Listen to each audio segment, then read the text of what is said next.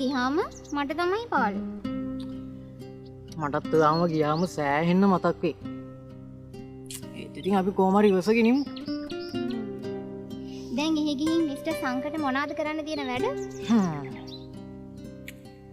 ගිහිල්ලා තියනවා කිව්වා ඔෆිස් එකේ account check කරන්න.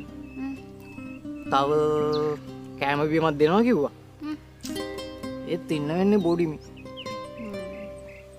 හැම නිවාඩුවකටම එනව නේද මාව බලන්න?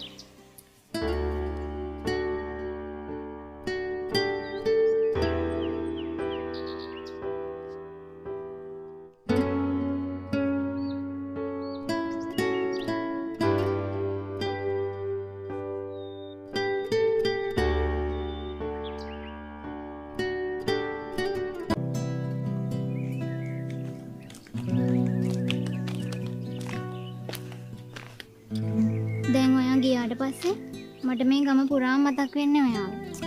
ඒ හින්දා මට කතා කරලා ඉන්න. හරි හරි ළමයෝ. මම අනිවාර්යෙන් කතා කරමු.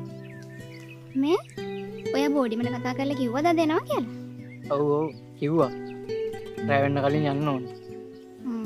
මාත් හවසට බෝධි පූජාවට යනවා. හැමදේම හරියට කරගන්න. මම මෙතනින් තනියම යන්න. ඔයා පහළට එන්න ඕනේ නැහැ.